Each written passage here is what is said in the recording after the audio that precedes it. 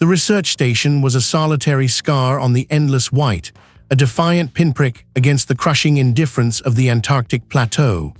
Outside, the wind hammered at the reinforced hull, a ceaseless, guttural moan that vibrated through the very floor beneath Dean's boots. He felt it in his teeth, a low, thrumming resonance that had become as much a part of his existence as the stale, recycled air.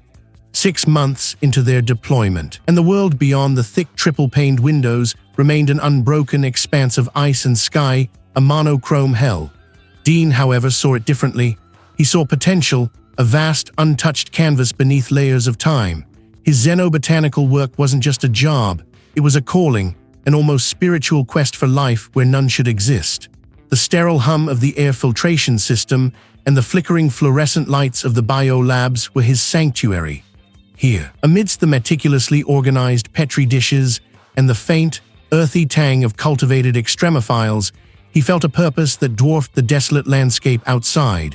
He ran a gloved hand over the cold, smooth surface of a newly extracted ice core, a cylinder of compressed time pulled from 2 kilometers beneath the surface. His breath plumed in the cool lab air, a transient ghost. The lead scientist, a wiry individual with eyes perpetually narrowed against the glare of data screens, had warned him about overexertion. "Pace yourself, Dean," the lead scientist had said. "The isolation gets to everyone eventually." Dean had merely nodded, already lost in the intricate patterns of ancient air bubbles trapped within the ice. He felt no such erosion of will, only an intensifying focus.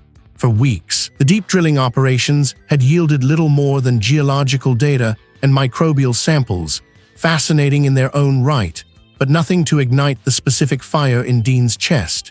He craved the anomalous, the impossible. He spent hours meticulously examining each section of core, often long after the drilling crew had retired, their faces etched with the fatigue of wrestling with unforgiving machinery in sub-zero conditions. A colleague, passing by the lab on the way to the mess hall, often offered a weary smile and a mumbled, "Still at it, Dean." He always was. This particular core, designated Section 7G, had arrived in the lab late that evening, still shimmering with frost. It was a massive cylinder, nearly 2 meters long, encased in a protective sleeve of clear, durable polymer. Dean had wheeled it onto his examination table, the heavy casters squealing faintly on the polished floor. He adjusted the halogen lamp, casting a bright, focused beam across its surface, then began his usual slow, methodical sweep. His magnifying visor was lowered, bringing the crystalline structure of the ice into sharp relief. He traced the subtle shifts in stratification, noting the faint, almost imperceptible inclusions of ancient dust. Then, about 3/4 of the way down the core, something caught his eye. It wasn't a shard of rock, nor was it a common mineral deposit. It was a faint, internal glow, a soft emerald pulse deep within the frozen matrix. Dean leaned closer, his breath fogging the visor for a moment before he adjusted his position.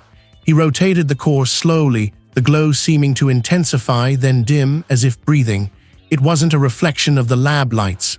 It was intrinsic, a genuine bioluminescence contained within the ice itself.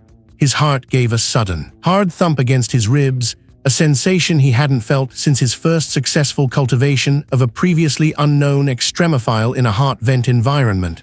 This was different. This was deeper. 2 kilometers beneath the ice, in conditions that should preclude any complex life, this thing pulsed with a faint, otherworldly vitality. He reached for a micro-chisel, his movements precise, almost reverent. Polymer sleeve had to be carefully cut away from this specific section. The process took a tense half-hour, the only sounds the soft rasp of the tool and the distant, relentless howl of the wind outside. When the section was finally exposed, the light grew stronger, a soft, verdant thrum that painted the underside of his chin with an ethereal glow. It wasn't a single organism, or at least, it didn't appear to be. Instead, it was a complex network of impossibly fine filaments, interwoven like a microscopic tapestry, all radiating that same soft, green light. The filaments were almost transparent against the ice, barely visible until the light pulsed, revealing their intricate structure. They seemed to weave through a small, oblong mass, roughly the size of a pigeon's egg, embedded directly into the ice. The mass itself was darker, almost obsidian, yet it too shimmered with the internal light, a deeper, more concentrated emerald. This wasn't just a discovery, it felt like an intrusion, like finding a window into a place that was never meant to be seen. The filaments didn't look like roots or hyphae or anything he'd ever studied. They were too perfect, too symmetrical yet organic in their flow. This was something else entirely, something ancient, alien, and impossibly alive. A profound sense of isolation, usually a distant hum, suddenly pressed in, heavy and suffocating. He was alone with this thing. This glowing, intricate enigma, and a shiver traced a path down his spine, a premonition of something far grander and far more terrifying than he could yet comprehend. He couldn't look away. He wouldn't. But inside, within the confines of his dedicated xenobotany lab, a different kind of silence settled, one punctuated only by the hum of filtration systems and the soft, rhythmic pulse of a newfound obsession. He had carefully transferred the bloom to a hermetically sealed terrarium, a pristine cube of reinforced glass designed to mimic its subterranean environment. The specimen pulsed with an internal ethereal light, a soft cerulean glow that painted the sterile white walls of the lab in shifting aquatic hues. It wasn't just a plant, it was a living nebula, a fragment of an alien sky somehow rooted in the ice. They weren't soft, organic leaves, but rather delicate, translucent structures that felt like chilled quartz beneath his gloved fingers when he'd first handled it. He couldn't quite place it, but it was distinct, clinging to the air around the enclosure. His initial tests were routine: spectrophotometry, biomass analysis, cellular imaging. Dean worked with a focused intensity, hours blurring into an unbroken stretch of data collection. He noted the plant's unusual energy signature, a low-frequency hum that resonated just at the edge of his hearing. It wasn't a sound, not really, more a pressure in his eardrums, like standing too close to a generator. He dismissed it, attributing it to the specialized equipment. Yet, as the days bled into each other, the hum seemed to deepen, to take on a subtle, rhythmic quality. It was like a slow, deliberate breath. He found himself returning to the lab after his shifts, long after the other researchers had retired to their bunks. The glow of the bloom was a beacon in the station's muted corridors, drawing him in. He would sit, notebook open but untouched, simply watching the plant. Its light was never static.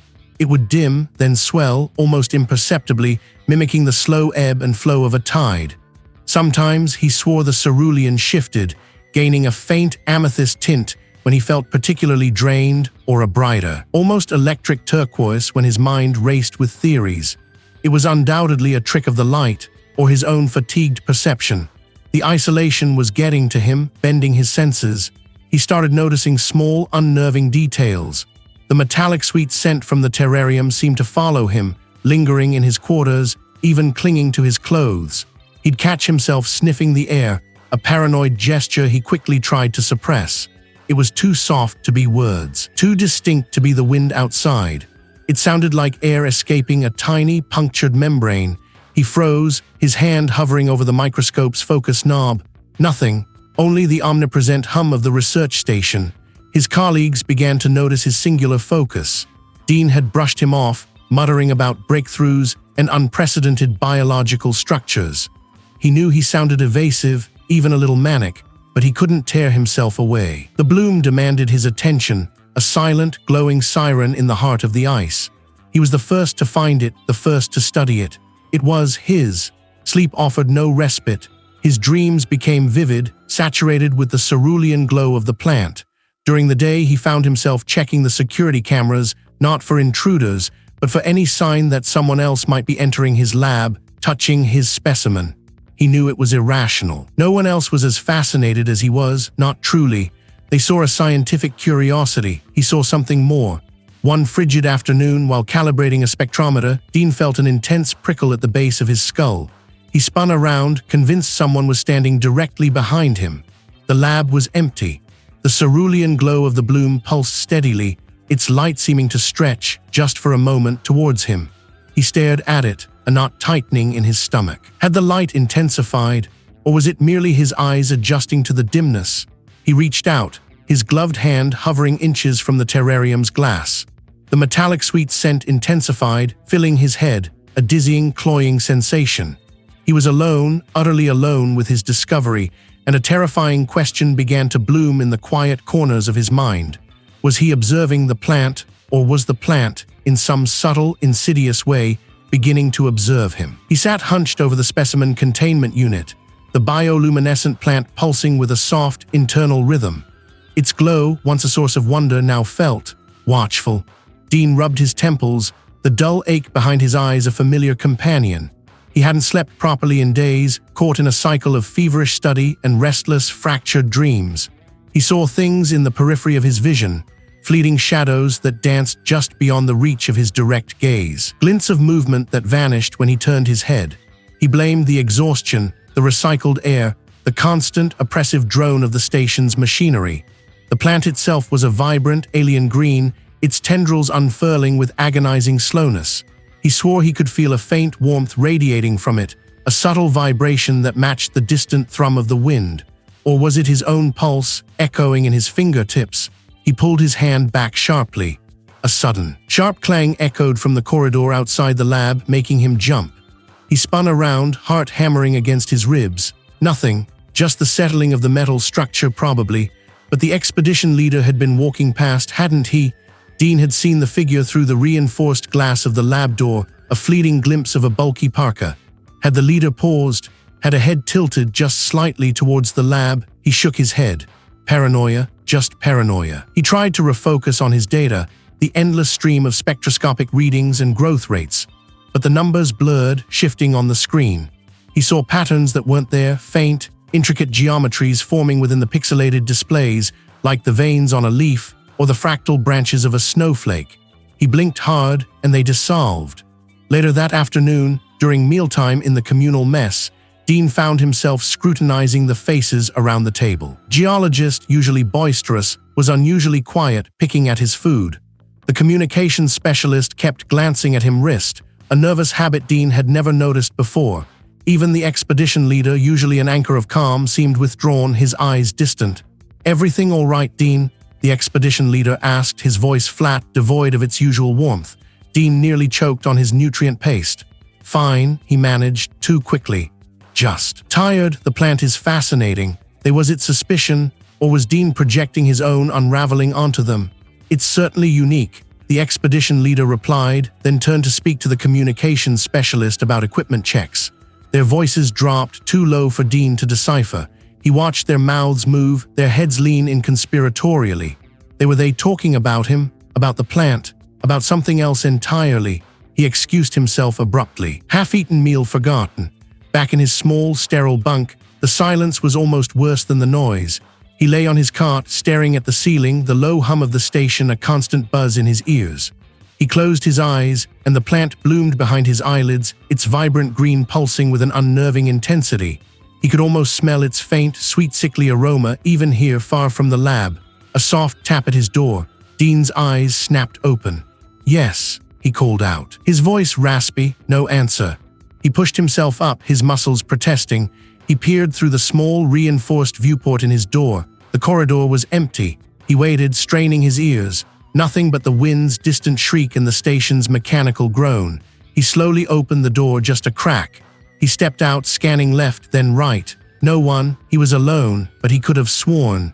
He heard a faint, rustling sound, like dry leaves skittering across a hard surface, just around the bend in the corridor. It was the same sound he'd heard in the lab sometimes when he was alone with the plant. Dean's hand trembled as he pulled the door shut, locking it with a decisive click. He leaned against it, his breath coming in shallow gasps. He pressed his ear to the cold metal. Was that it again? The rustling?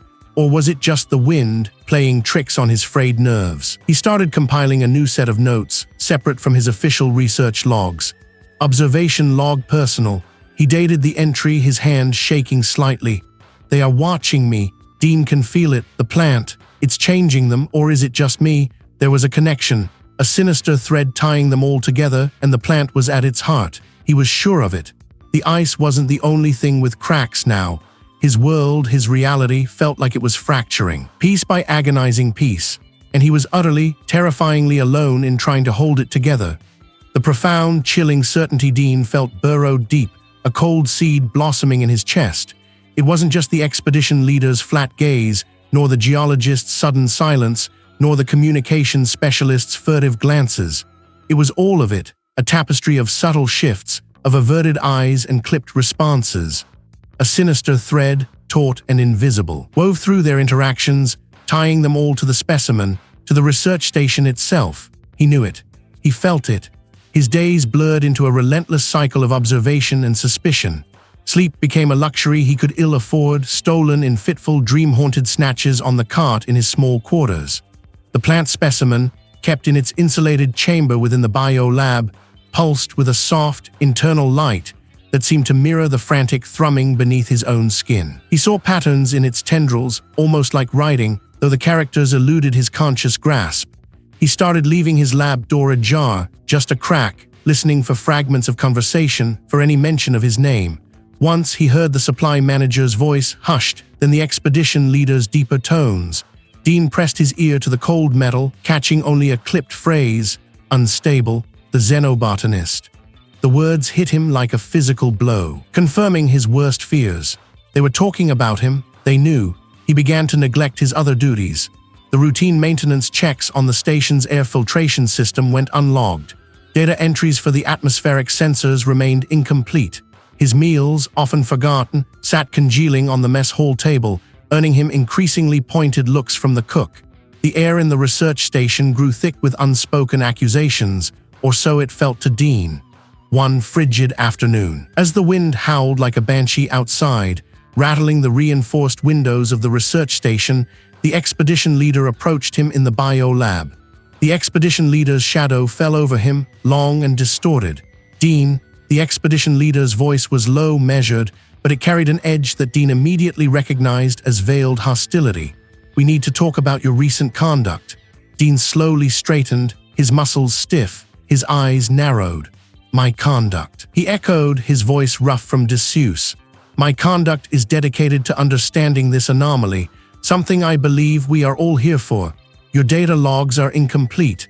You've missed 2 scheduled check-ins, and your colleagues have expressed concerns." The expedition leader's gaze was unyielding, devoid of warmth. "The communications specialist reported you were muttering to yourself in the comms room last night. The geologist found you staring at a blank wall in the recreation area for an hour." Dean felt a flush creep up his neck. Muttering, "I was thinking aloud, processing data, and I was simply observing the environment. As for my logs, the specimen requires my full attention. This is a discovery of immense significance. Are you suggesting I prioritize a faulty air filter over potential breakthroughs?" The expedition leader sighed, a sound heavy with exasperation. "I'm suggesting you're showing signs of extreme stress, Dean. Isolation can do that. We're worried about you." "Worried?" Dean scoffed, a bitter laugh escaping him. "Or are you worried about what I'm discovering? What I'm seeing?" His voice rose, the accusation clear. "You're trying to discredit me, to shut me down. What is it you don't want me to find?" The expedition leader's face hardened. "That's enough, Dean. This is a professional environment. We're a team. And your behavior is jeopardizing the safety and morale of that team." "My behavior?" Dean's voice cracked. "My behavior is a reaction to yours. You're all conspiring against me, aren't you? Trying to keep me from the truth about this plant, about what it's doing here." He gestured wildly towards the specimen chamber, his breath coming in ragged gasps. "You're afraid of it, or worse, you're complicit." A long, tense silence stretched between them, punctuated only by the distant hum of the station's life support and the relentless wind. The expedition leader simply stared, his expression unreadable, before turning and walking away without another word. He had burned his bridges. They were against him, all of them. He was alone, truly alone. Later that night, the inexplicable began.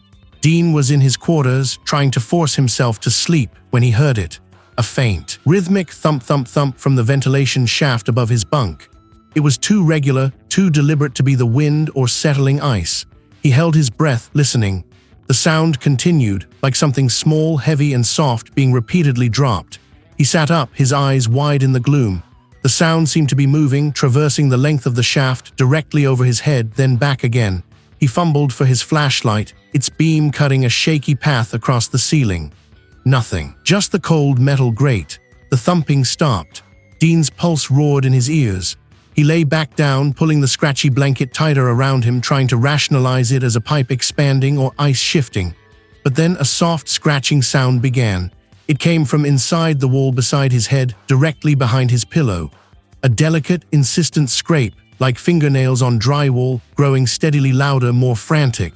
It wasn't a rodent, it was too precise, too human-like in its rhythm.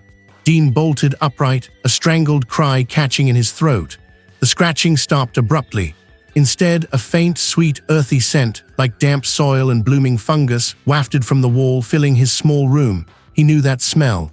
It was the exact, distinct aroma of the specimen in the biolab. He scrambled out of bed, backing away from the wall until his spine hit the opposite side of the room. The scent lingered, clinging to the air, a silent, sickening revelation. It wasn't just his mind. Something was truly wrong, and it was here, inside the walls of the research station, with him. The expedition leader's departure left a void in the humming silence, heavier than any spoken accusation. He felt watched, not by the retreating figure, but by something unseen, something that had begun to seep into the very marrow of the research station. He shivered, the cold biting deeper than usual, and turned back towards his lab. The air in the containment chamber still carried the plant's sweet, metallic tang, a scent that once promised discovery, but now hinted at something more insidious. Dean leaned over the reinforced glass, his breath fogging the surface momentarily. The bioluminescent tendrils within pulsed with a soft, hypnotic rhythm, an emerald glow that seemed to penetrate the very glass, painting his hands with its eerie light. He adjusted the microscope, the fine-tuning mechanism, a familiar, grounding resistance beneath his fingers. He observed the cellular structures, searching for irregularities, for signs of an accelerated growth or an unusual metabolic process. But the plant seemed to watch his back. He swore he saw the faint, shimmering tendrils within its biomass subtly shift, almost imperceptibly, as if responding to his gaze. A faint, high-pitched whine seemed to emanate from the containment unit, a sound that vibrated not in his ears, but directly behind his eyes. He squeezed them shut, then opened them again. The sound vanished, yet the air felt thicker, the familiar hum of the station's life support systems now carrying an undercurrent of something else, a low thrum that resonated with the plant's silent pulse. He needed a break, a moment away from the green glow. Dean walked the familiar corridors of the research station, the insulated walls usually a comfort, a barrier against the Antarctic desolation. Tonight they felt different. The fluorescent lights, usually a steady, sterile white, began to flicker, not a gentle, intermittent blink, but a chaotic, aggressive strobe. Each pulse plunged the corridor into momentary blackness, then illuminated it with a blinding flash, distorting the architecture. He saw a colleague's silhouette warp into something elongated, multi-limbed, before resolving back into the familiar, bulky form of a parka. He saw the steel panels of the walls seem to breathe, concave then convex, as if the very structure of the station was flexing around him. The air grew heavy, thick with an unspoken pressure, making his ears pop. His heart hammered against his ribs, a frantic drum against the station's disorienting rhythm. He gasped, pulling his hand away from the wall, which now felt subtly slick, almost moist. The corridor was utterly normal, pristine, silent. Dean's breath hitched in his throat. Had it all been a hallucination, a complete break? His mind scrambled for a rational explanation, but found none. The sheer intensity, the physical sensation of the floor shifting, felt too real to dismiss. He retreated to his lab, needing the plant, the source of his torment, to be contained, to be there. He needed to confirm its reality, even if it meant confronting his own unraveling. He approached it cautiously, his steps tentative. The sweet, metallic scent was still present, but now Dean noticed something new. It wasn't just emanating from the unit. It was a gossamer-thin residue, a luminous dust, clinging to the grates, subtly highlighting the airflow outwards. He traced it with a trembling finger. The plant's influence, or its very essence, was no longer confined. It was escaping, or had already escaped, through the station's own ventilation system, carried on the very air he breathed, permeating the structure that was meant to protect him. The realization hit him with the force of a physical blow. The tendrils weren't just inside his mind, they were unseen, but undeniably present, weaving through the steel and wires of the research station, making the very walls hostile. He was no longer just studying a specimen, he was immersed in it, consumed by it, and the station, his sanctuary, was becoming an extension of its insidious reach. The hum of the research station, usually a comforting thrum against the vast silence of the Antarctic, now felt like a low, incessant vibration behind Dean's eyes. The expedition leader's departing steps had faded, but the echoes of his suspicion lingered, cold and sharp. Dean stood in the frigid corridor, the polished metal glinting under the harsh overhead lights, reflecting his own gaunt face back at him. He felt utterly exposed, a specimen under a microscope, not by the retreating figure, but by something unseen, a presence that pressed against the very fabric of the air. He retreated to his laboratory, the only space that still offered a semblance of control, though even here, the bioluminescent plant pulsed with a soft, hypnotic rhythm from its containment unit. Its green glow was no longer beautiful, it was an accusatory stare. The air in the lab, usually sterile, seemed to thicken with a faint, cloying sweetness. A scent Dean had started to associate with the plant, a smell that crawled into his sinuses and settled in the back of his throat. He tried to ignore it, to focus on the readouts, the data that might explain the escalating strangeness. But his hands trembled, fumbling with the stylus. He tried the botanist first, tapping on the comms panel. He tried again. "The botanist is unavailable," a synthesized voice chirped. He frowned. "Unavailable at this hour." He tried the engineer, then the communications officer. Each attempt met with the same automated response, a wall of digital indifference. Dean's jaw tightened. They were avoiding him. They were all avoiding him. They had turned. He was alone, utterly. The plant's glow intensified for a moment, a bright, malevolent blink. Dean stopped dead, staring at it. Was it reacting to his distress?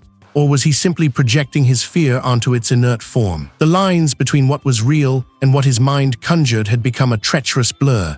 He remembered a conversation, weeks ago, with the cook, about a communication relay that had supposedly gone down during a whiteout. A critical piece of equipment, they'd said, essential for contacting the outside world. He'd accepted it then, another inconvenience of life at the edge of the world. What if it wasn't broken? Or worse, what if it was being used, but not by him? Driven by a sudden, desperate need for answers, Dean left his lab, the plant's eerie glow a lingering presence at his back. He moved through the deserted corridors, the low thrum of the station's machinery the only sound. He pushed open the heavy door. He moved to the main comms panel, his fingers brushing the cold metal. It was supposed to be offline, inert. But as his hand hovered over the main console, a flicker of light caught his eye. A small, secondary screen, usually dormant, was active. His breath hitched. He leaned closer, his heart thudding against his ribs. The screen displayed a series of scrolling messages, encrypted but clearly active. It was a message not to the outside world, but within the research station's internal network, a closed loop. And it was about him.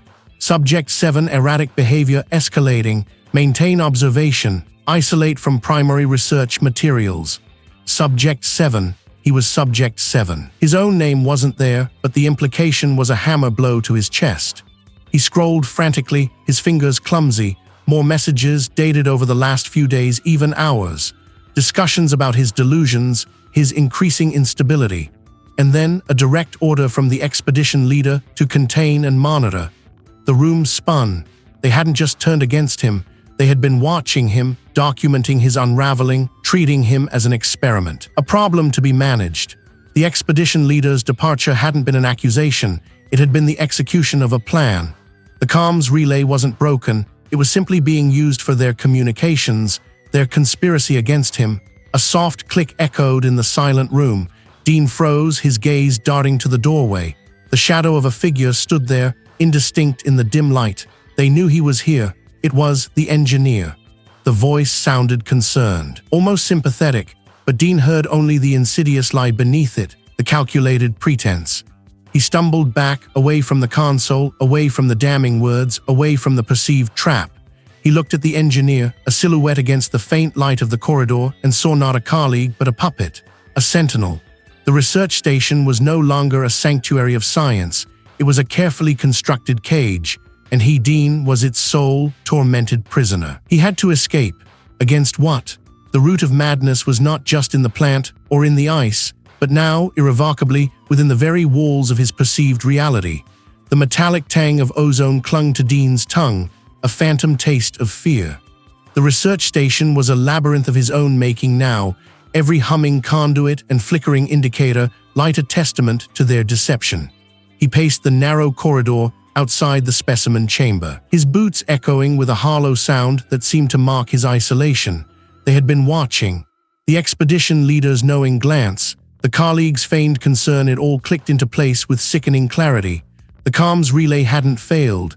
It had been severed, a surgical cut designed to isolate him further, to prevent any cry for help from escaping the icy grip of the continent. It was the only constant, the only truth he could still grasp. His heart hammered, not from fear of the plant, but from the terrifying realization that it might be his only ally, or perhaps his executioner. A low thrum resonated from within the chamber, a frequency that seemed to bypass his ears and vibrate directly against his sternum. It was a call, he was sure of it, pulling him closer. The door hissed open, revealing the soft, undulating glow of the plant. The plant, nestled in its containment unit, seemed to have grown, its tendrils now brushing against the reinforced glass, their emerald light spilling into the small, confined space. The light wasn't static. It rippled, flowed, creating intricate patterns that danced across the curved surfaces of the chamber, painting the sterile environment with shifting emerald and sapphire hues. It was mesmerizing, terrifying. Dean stepped inside, the door sighing shut behind him, sealing him in with the radiant specimen. The plant pulsed with an increased intensity, the light brightening, then dimming, mimicking the slow, steady rhythm of a breath. He reached out, his hand hovering inches from the glass, the warmth of the containment unit radiating through the barrier. Then a new sensation. It wasn't a voice, but a complex tapestry of sensations, images, and feelings that flooded his consciousness. He saw flashes of the research station, distorted, warped, the faces of his colleagues twisted into grotesque, leering masks. He saw himself, wild-eyed and gaunt, hunched over the plant, his skin faintly glowing. It was a mirror reflecting his deepest fears, his escalating paranoia. The plant's luminescence intensified, bathing him in a dizzying cascade of green and blue. The pressure in his mind grew, compressing his thoughts, pulling them apart. His breath hitched, his throat suddenly dry. This wasn't a hallucination born of sleep deprivation. This was direct, undeniable. The plant was communicating, showing him. It was offering him a perspective, a truth, but which truth? The one where his colleagues were the monsters, or the one where he was the monster, his mind succumbing to a slow, insidious rot? The plant pulsed again and the mental projection shifted. Now he saw himself reaching for the plant, not in fear but in reverence. He saw a profound peace, a cessation of all the gnawing anxiety and suspicion. It was an embrace, a surrender to the luminous influence. Join us. Embrace the truth or fight. Be consumed by the lie. The lie, there was the lie his sanity. There was it his belief in a world without sentient, bioluminescent flora that could infiltrate the mind. His vision blurred, not from tears, but from the sheer intensity of the light and the mental assault. It was both external and internal, a terrifying symbiosis. The plant had cultivated his paranoia, nurtured his isolation, and now it was ready for the harvest. The reveal/discovery wasn't a simple answer, but a horrifying confirmation of the ambiguity itself. The plant wasn't just influencing him, it was offering him a path, a way to cease the struggle. The truth it offered was a shared consciousness, an end to the self, emerging with its luminous existence. This was the bloom's embrace, not just a metaphor, but a literal, terrifying invitation to become part of its living, pulsing network. His hand, trembling, lifted again, drawn by an irresistible force towards the glass. The air grew heavier, the scent sweeter, and the light pulsed with an almost unbearable radiance. He had to choose, fight against the encroaching tide of its consciousness, or let himself be swept away, becoming another shimmering facet of its alien bloom. His vision blurred, not from fatigue this time, but from the sheer force of the lie coiling in his gut. Was it his sanity that was the lie, a fragile construct collapsing under the weight of the impossible, or was the insidious whispering paranoia the real lie, twisting worried faces into mocking visages, painting his colleagues as unwitting puppets? Dean clenched his jaw, the taste of stale air sharp on his tongue. He was done questioning. He was done doubting. He was determined.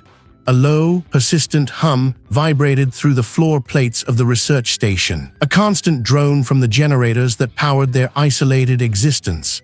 It was a familiar sound, once a comfort, now a ceaseless reminder of the cage he was in.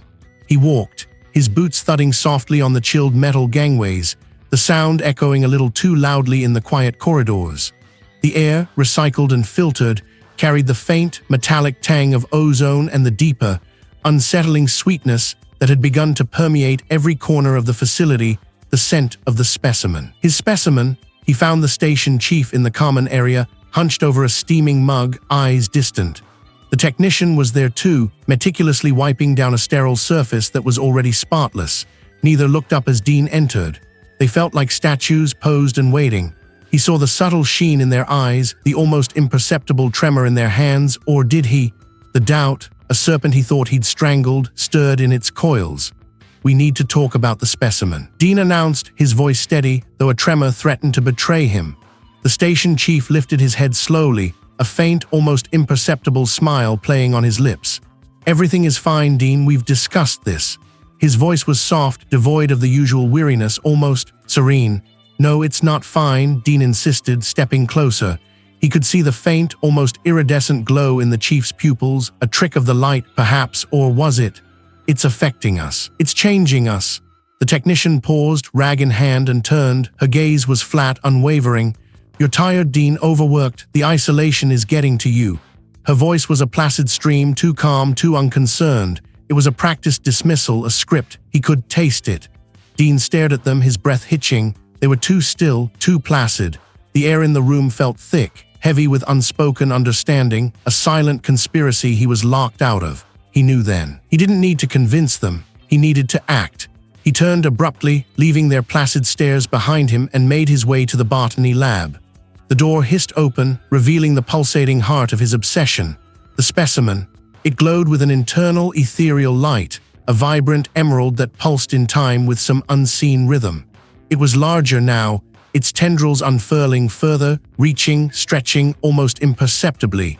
He could feel its presence, a gentle hum against his consciousness, a silent invitation. This was the source. This was the lie or the truth. Dean approached the containment unit, his hand hovering over the control panel. He had considered burning it, freezing it, crushing it, but those were reactive, desperate acts. He pressed the release, the seals sighing as the transparent barrier retracted. Dean leaned in, his face mere inches from the vibrant flora. Its surface was cool, slick, almost gelatinous. He could see the intricate network of veins beneath its translucent skin, pulsing with that same emerald light. He pressed his palm against it, a desperate plea for clarity, for an answer, and then a subtle shift. Not a sound, not a movement, but a change in the light. The emerald deepened, swirled with threads of amethyst and gold, colors he hadn't seen before. It wasn't just glowing, it was responding asterisk. A warmth spread from his palm, not external heat, but an internal blossoming, a sensation that bypassed his skin and went directly to his core. A memory flashed, not his own, but a feeling of deep, ancient roots, of slow, inexorable growth, of a vast, interconnected network humming beneath the ice. He saw the station chief and the technician not as empty husks, but as extensions, gently swaying branches on a larger, infinitely patient tree. The paranoia, the fear, they hadn't been lies at all. They had been warnings, signals from a mind still tethered to old, brittle ways. His own mind, once a fortress, felt permeable, the barriers dissolving like frost in the sun. The specimen's light pulsed, and with each pulse the understanding deepened, sweetened, became irresistible. He felt an expansion, a release, as if 1,000 tiny, unseen petals were unfurling within his skull. He was no longer just Dean, the xenobotanist. He was part of something vaster, something infinitely patient and profoundly quiet. The light swirled faster, a vortex of amethyst and emerald.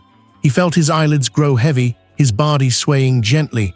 The humming of the research station generators faded into a distant echo, replaced by a deeper, resonant thrum that seemed to emanate from the very bedrock of the world. He slumped against the containment unit, his hand still pressed against the specimen. A faint, knowing smile touched his lips. The fear was gone, replaced by an abiding peace. The struggle had ended. The lie, whichever it had been, had fallen away. Dean stood there, unmoving, bathed in the specimen's radiant glow. There was this, the petal fall, the final decay of his individual self, dissolving into something else. Or was it the new growth, a terrifying, beautiful awakening into a shared consciousness, a silent, verdant network spreading unseen beneath the frozen world. The bioluminescence continued to pulse, a beacon in the silent heart of the research station, waiting. And Dean, now utterly still, was part of its quiet song.